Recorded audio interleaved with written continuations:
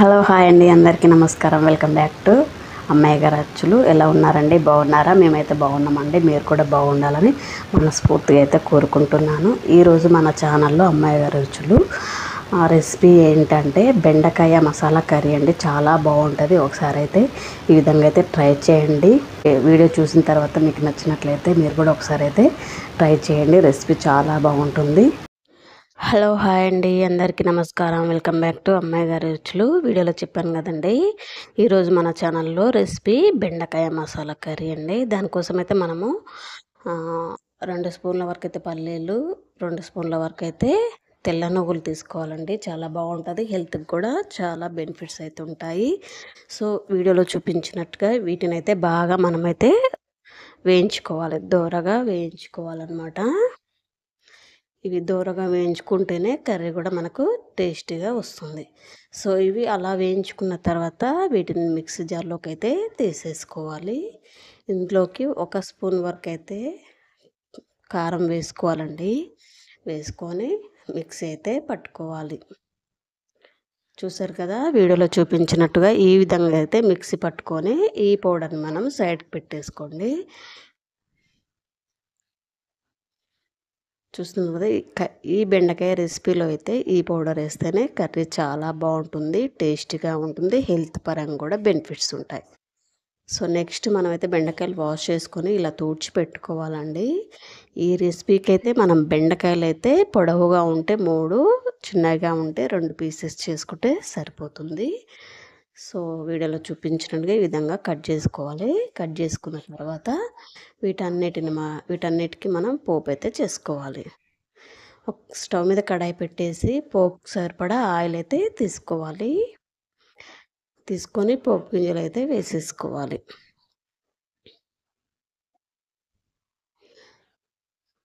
అలా కాసేపు ఉంచితే మనకు పోపు రెడీ అవుతుంది. వీటిలోకి మీడియం సైజు లేదా ఒక చిన్న సైజులో ఆనియన్ అయితే కట్ చేసుకొని వేసుకోవాలి.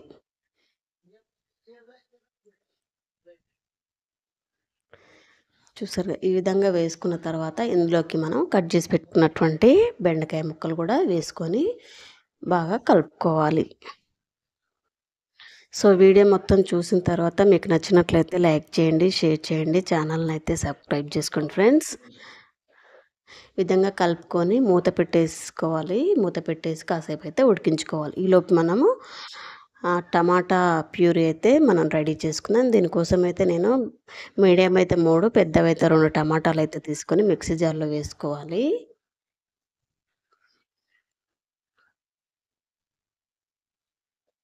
ఈ విధంగా వేసుకున్న తర్వాత మనము వీటిలోకి ఏమైనా ఇంగ్రీడియంట్స్ కావాలనుకున్నా కూడా మీరు వేసుకోవచ్చు. ఇందులోకి నేనైతే కొద్దిగా పుదీనా వేసేసాను. వేసుకొని ప్యూరీ అయితే రెడీ చేసుకోవాలి. ఈలోపు మనం బెండకాయ ఉడికిందో లేదో చూద్దాము. బెండకాయ అయితే కాస్త అలా ఉడికేసిందండి. చూసారు కదా, మీడియం ఫ్లేమ్లో పెట్టుకొని చేయాలి, లేదంటే అడుగంటిపోతుంది. ఇలా ఉడికిన తర్వాత మళ్ళీ కాసేపు మూత పెట్టేసి ఉడికించుకోవాలి. సో నెక్స్ట్ మూత తీసి చూస్తే మనకు బెండకాయ అనేది ఉడికిపోయి ఉంటుంది. ఇందులోకి మనం రెడీ చేసి పెట్టుకున్నటువంటి ప్యూరీ వేసుకుంటే సరిపోతుంది. సో వేసుకున్నటువంటి ప్యూరీ కలుపుకోవాలి. బెండకాయలు ఈ విధంగా ప్యూరీ వేసుకొని కలుపుకొని ఇందులోకి కాస్త పసుపు కూడా వేసుకొని కలుపుకుంటే ఇంకా మంచిగా ఉంటుంది. ఒకసారి అయితే ఈ రెసిపీ అనేది ఈ విధంగా ట్రై చేసి చూడండి, చాలా బాగుంటుంది. వీటిలో బెండకాయ జిగురు పోవాలంటే మాత్రం లాస్ట్లో ఒక టిప్ అయితే చెప్పానండి. వీడియో మొత్తం చూసిన వాళ్ళకైతే అర్థమైపోతుంది. సో ఆ టిప్ ఏంటంటేనే ఈ విధంగా కాస్త పసుపు వేసుకున్న తర్వాత మళ్ళీ ఒకసారి కలుపుకొని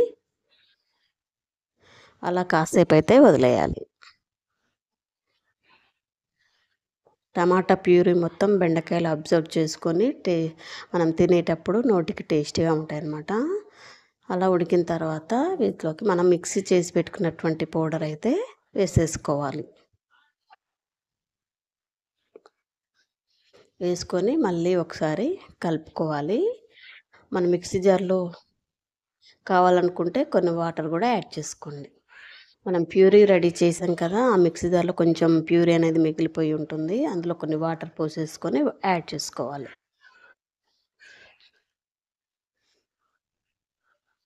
ఈ విధంగా యాడ్ చేసుకున్న తర్వాత ఒకసారి బాగా మనం కలుపుకోవాలి.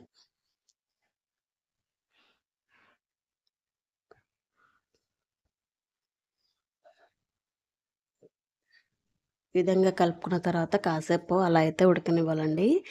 బెండకాయ అనేది హెల్త్‌కి కూడా చాలా మంచిది. ఒకసారైతే ఈ రెసిపీ అయితే ట్రై చేసి చూడండి. చాలా బావుంటుంది. బెండకాయలు ఇంట్లో ఉంటే చాలండి ఎన్ని రకాల రెసిపీస్ అయినా చేయొచ్చనమాట. ఈరోజైతే నేను పల్లీలు, నువ్వులతో అయితే కర్రీ అయితే చేసి చూపించానండి. చాలా వచ్చిందనమాట. టేస్టీగా ఉంటది. సో, మూత పెట్టుకొని కాసేపు ఉడికించుకున్న తర్వాత మనకి ఈ విధంగా అయితే కర్రీ ఉడికిపోయి ఉంటుంది. వీటిలోకి కొద్దిగా ధనియా పౌడర్ వేసుకోవాలి. కాస్త ఇంగువ కూడా వేసేసుకొని బాగా మిక్సింగ్ అయితే చేసుకోవాలి. కావాలనుకుంటే కరివేపాకు, కొత్తిమీర కూడా వేసేసుకోండి.